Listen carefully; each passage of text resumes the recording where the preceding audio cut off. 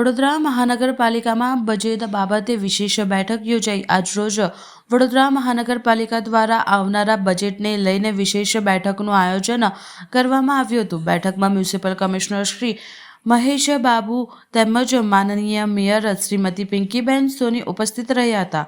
આ સાથે deputy mayor Shri Chirag Barot, સ્થાયી સમિતિના ચેરમેન શ્રી શીતલ મિસ્ત્રી, નેતા શાસક પક્ષ શ્રી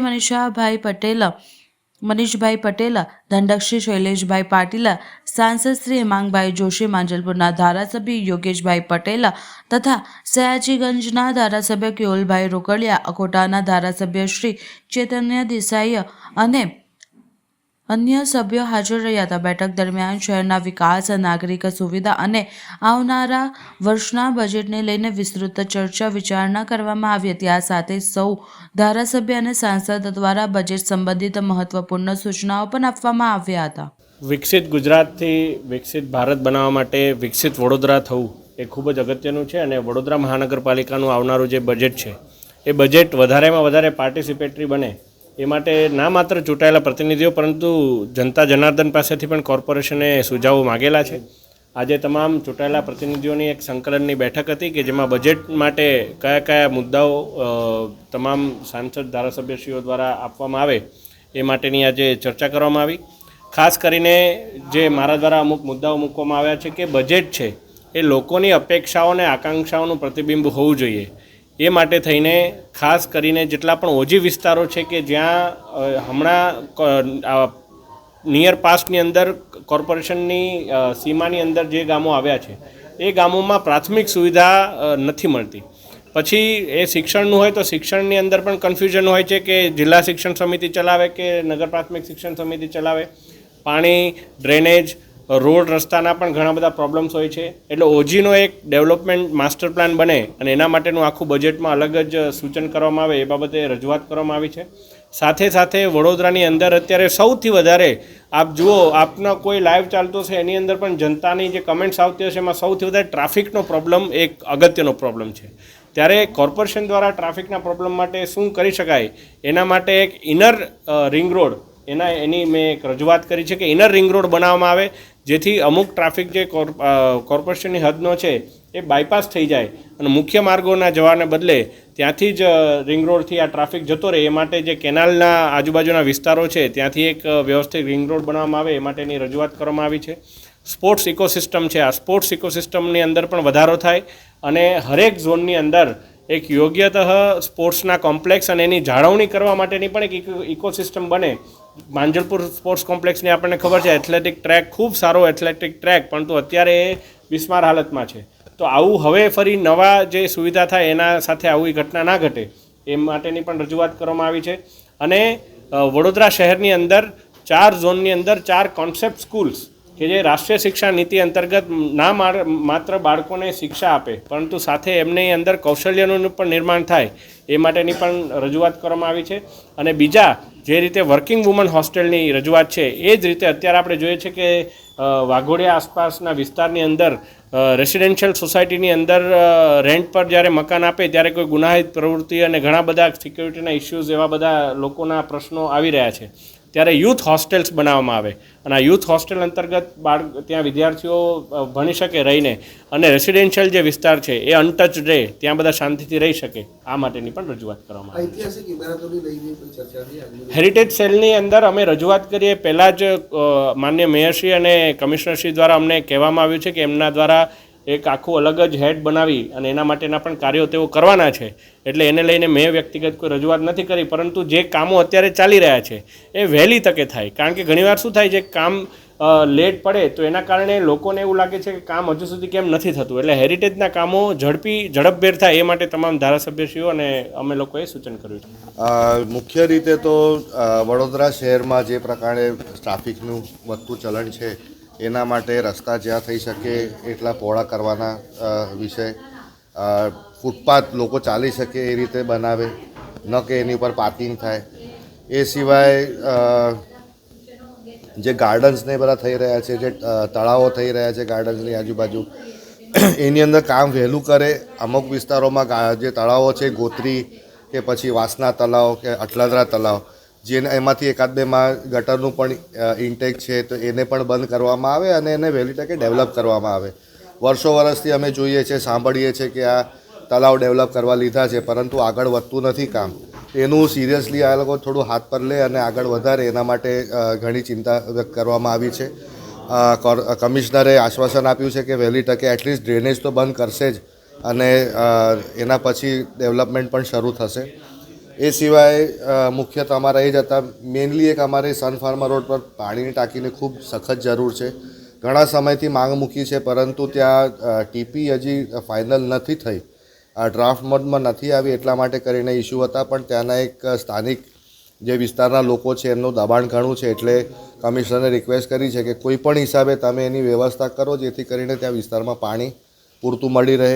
એ સિવાય લાલબાગ પાણીની ટાંકી છે, હમણાં નવી થઈ રહી છે, એનું પણ એક ટ્રંક લાઇન જે છે તે મેઇન રોડ ઉપર દાંડિયા બજાર 4 રસ્તા સુધી આવે અને જેટલા પણ રસ્તા જે આપણા સિટી તરફ જાય છે એના ઉપર એની કેપિલરીઝ નાખી અને એક્ઝિસ્ટિંગ નેટવર્કને બી સ્ટ્રેન્થન થાય, જેથી કરીને ઘણી વખત આપણને રાજમહેલ રોડ પર દાંડિયા બજારમાં પીવાના પાણીના પ્રશ્નો થતા હોય છે, એનો આપણે ઉકેલ લાવી શકીએ.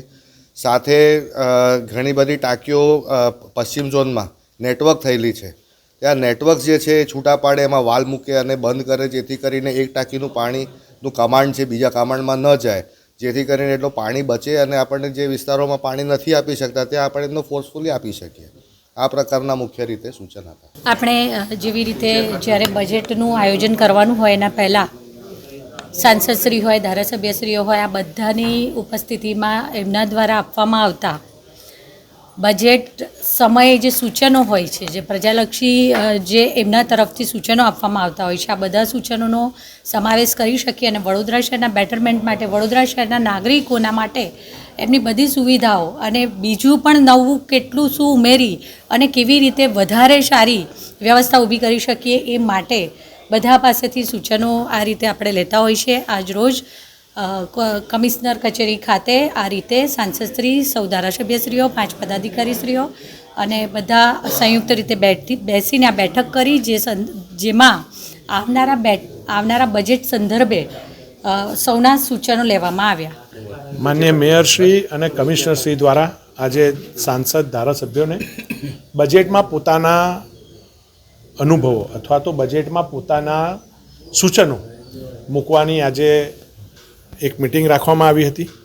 આ મિટિંગની અંદર પોતપોતાના વિસ્તારના અને વડોદરા શહેર માટે સામરિક શું સારું થઈ શકે, એમાં પોલિસી નિર્ણય શું હોઈ શકે, કોઈ ઇન્ડિવિજ્યુઅલ કામ નહીં, પોલિસી નિર્ણયમાં કેટલો સુધારો વધારો કરી અને સારું બજેટ લોકોને સુધી પહોંચાડીએ એ દિશાની અંદર વાતચીત આજે કરવામાં આવી છે.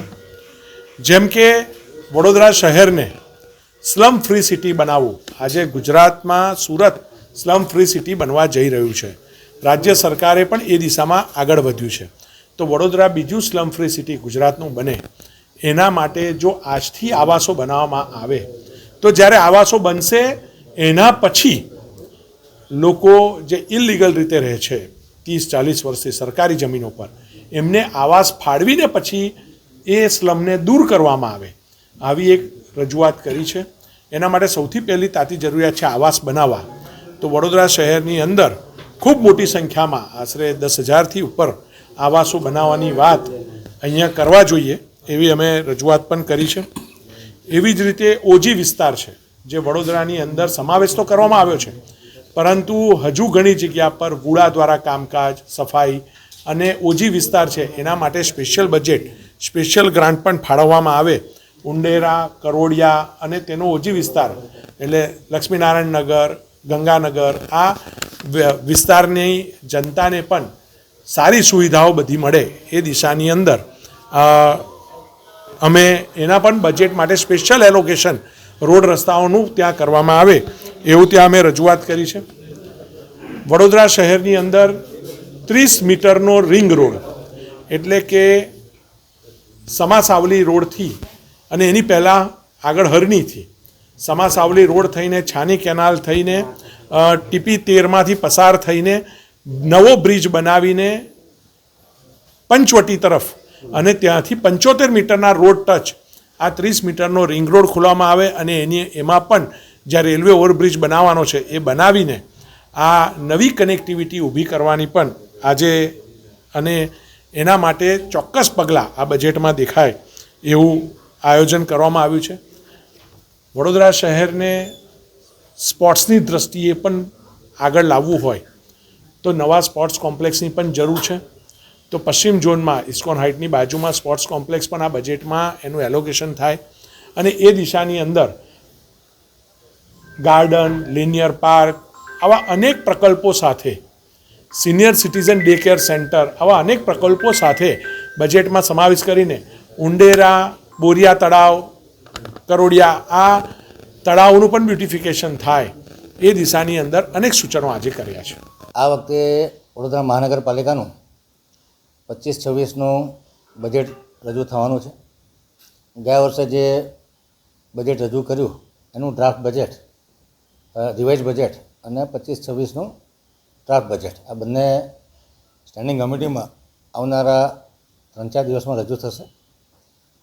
આ વખતે વડોદરા એક નવો અભિગમ અપનાવી, ગયા વર્ષે પણ અપનાવતા, આ વર્ષે પણ અપનાવ્યું કે પાર્ટિસિપેટરી બજેટ, એટલે કે ઓનલાઈન નાગરિકોના સૂચન, રેસિડેન્શિયલ કોમ્પ્લેક્સીસના જે એસોસિએશનો એમના સૂચન, સિવિલ સોસાયટીના સૂચન, જાગૃત નાગરિકોના સૂચન અને એનજીઓના સૂચન, આ તમામ સૂચનો ઓનલાઈન આવી ગયા છે. તમામનો સમાવેશ થાય. અમુક સૂચનો એવા હોય કે જે કામ કરવા યોગ્ય હોય, અમુક સૂચનો એવા હોય કે જે ઓલરેડી બજેટમાં લીધેલા હોય, અમુક સૂચનો એવા હોય કે જે ઇમ્પ્રેક્ટિકલો ના થાય હોય એવા, એટલે એને સેગ્રિગેટ કરી એને પ્રકારના સૂચનો સમાવેશ કર્યો છે. આજે બજેટ રજૂ કરતાં પહેલાં વડોદરા મહાનગરપાલિકાના 5 પદાધિકારીઓ એટલે કે માનનીય મેયર શ્રીમતી પિંકીબેન સોનીની અધ્યક્ષતામાં ડેપ્યુટી મેયર, ચેરમેન, નેતા તમામ લોકો હાજર રહ્યા હતા. તમામ ધારાસભ્યો અને મેમ્બર ઓફ પાર્લામેન્ટને પણ સૂચિત કરવામાં આવ્યા હતા, જેમાં સાંસદ શ્રી હેમાંગભાઈ જોશી અને ધારાસભ્ય શ્રી યોગેશભાઈ, શ્રી કેવુરભાઈ અને ચૈતન્યભાઈ દેસાઈ સાથે કમિશનર, ચેરમેન, મેયર તમામની હાજરીમાં એક ફ્રેન્ક ડિસ્કશન કરી અને એમના એરિયાના કયા કામોનો સમાવેશ કરો, ખાસ કરીને climate resilient disaster proof infrastructure કે જે લોક સુવિધાના કામો, જેમાં પાણીનું નેટવર્ક હોય, ડ્રેનેજનું નેટવર્ક હોય, રોડ રસ્તાના કામ હોય, સાથે સાથે પાણીના નવા સ્ત્રોતો ઊભા કરવાના કામ હોય અને સોશિયલ ઇન્ફ્રાસ્ટ્રક્ચરમાં વેજીટેબલ માર્કેટ બનાવવાના હોય, સ્પોર્ટ્સ કોમ્પ્લેક્સ બનાવવાના હોય, યોગા સેન્ટર બનાવવા, લાઇબ્રેરી બનાવવાના, પબ્લિક ટોયલેટ બનાવવાના હોય, એ પ્રકારના પોતપોતાના એરિયાના સૂચનો લેવામાં આવ્યા, જે ખરેખર આકર્ષક કામો હોય અને પ્રજાલક્ષી કામો હોય કે જેમાં વડોદરા નાગરિકોના જે તમામ સ્ટેક હોલ્ડર છે, એમાં સિનિયર સિટીઝન હોય, મહિલાઓ હોય, બાળકો હોય, ટ્રાન્સજેન્ડર કોમ્યુનિટી હોય, તમામના માટે કંઈક ને કંઈક બજેટમાં વિશેષ પ્રાવધાન થાય એ પ્રકારના સૂચનો લેવામાં આવ્યા અને સૂચનોનો સમાવેશ બજેટમાં કરવામાં આવશે અને બજેટ પ્રિપેર કર્યા પછી સ્ટેન્ડિંગ કમિટીમાં મંજૂરી અર્થે માનનીય કમિશનરશ્રી દ્વારા મોકલવામાં આવશે. એની પર બૃહદ ચર્ચા વિચારણા કરી અને ત્યારબાદ સામાન્ય સભામાં બજેટ મંજૂરી માટે મૂકવામાં આવશે. સામાન્ય રીતે 20મી ફેબ્રુઆરી પહેલાં બજેટ મંજૂર કરવાનો જીપીએમસી એક્ટ પ્રમાણેનો શિરસ્તો છે. મને લાગે છે કે આ બજેટ 20મી ફેબ્રુઆરી પહેલાં સામાન્ય સભામાં મંજૂર થઈ જશે.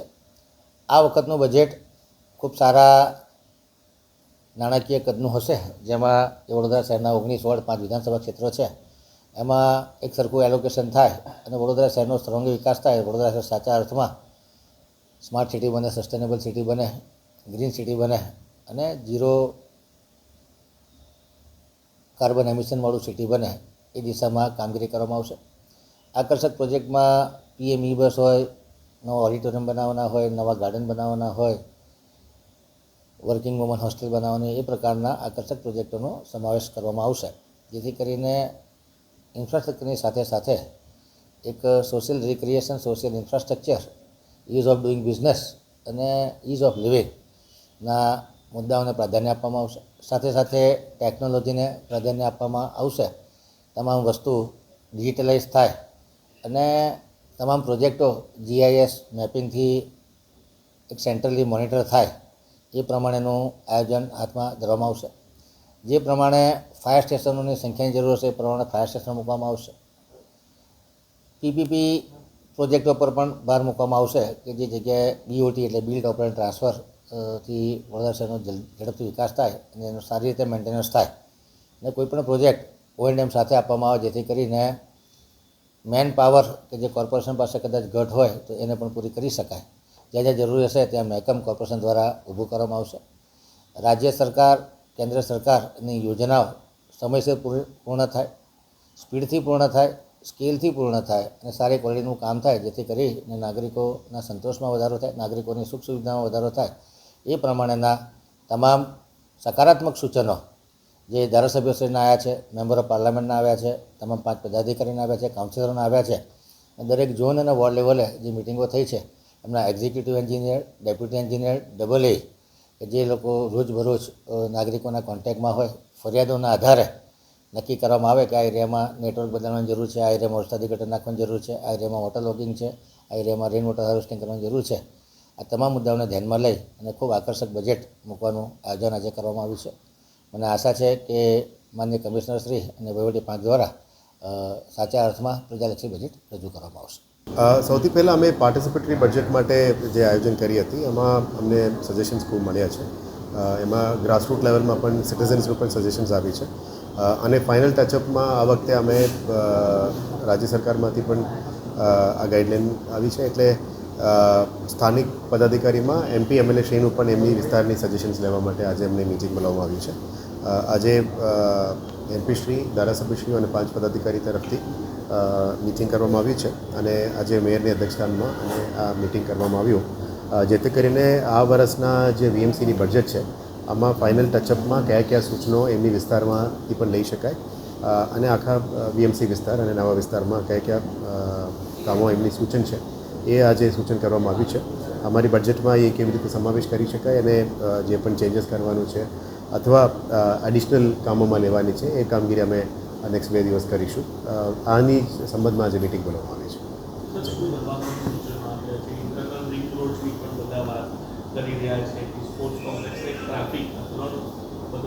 સજેશન્સ ખૂબ આવ્યા છે. બેઝિકલી એમની વિસ્તારની જે સમસ્યા હોય એને ઉકેલ લાવવા માટે ટ્રાફિકનું અને રિંગ રોડ રસ્તા પાણીનું સજેશન્સ છે. એ અમારા બજેટલ પ્રોવિઝન્સમાં આવક અને સરકારી ગ્રાન્ટમાંથી જેટલું બજેટમાં ફિટ થઈ શકે એ ધ્યાને લઈને પ્રામાણિકતા આપીને આ કામોમાં લેવા માટે નક્કી કર્યું છે. વન્સ આપણે ટેકનિકલ ટીમ સ્ટડી કર્યા પછી કયા કયા એરિયામાં શું ફિઝિબલ છે, કારણ કે એના માટે પ્લોટ્સ પણ અવેલેબલ હોવું જોઈએ, એ અમે આઈડેન્ટિફાઈ કરીશું. 1-2 દિવસની અંદર પૂરું કર્યા પછી અને અમે જાહેર કરી શકાય. પણ next week we will be ready. તો આના પછી અમે કામ અનાઉન્સ કરીશું. લોકોના કેટલા સૂચનો આવ્યા છે જે મંગાવવામાં આવ્યા હતા અને વધારે એવા કયા સૂચનો છે કે જેના ઉપર લોકોએ ભાર મૂક્યો છે, ધારાસભ્યો અને સાંસદે પણ? ડ્યુરિંગ ધ બજેટ બ્રીફ હું આની બ્રીફ આપીશ, પણ પ્રાથમિક રીતે મેઇનલી જે પબ્લિકનું મ્યુનિસિપલ સર્વિસીસ છે અને પ્રજાલક્ષી કામો છે મોસ્ટલી, જેમાં મેઇનલી રોડ, રસ્તા, પાણી, વોટર સપ્લાય, ડ્રેનેજ સિસ્ટમ્સ અને જે સિટીઝન સર્વિસીસમાં જે ઇમ્પ્રુવમેન્ટ લાવવાની છે, આવા જ સૂચનો છે બધાની. એટલે આને પણ અમે આવરી લેવાના છે. ધારાસભ્યો અને સાંસદે આ વખતે વડોદરા શહેરને નવું સપનું આપ્યું છે કે સપનું બતાવવાનું? એ બજેટમાં અમે જવાબ કરીશું.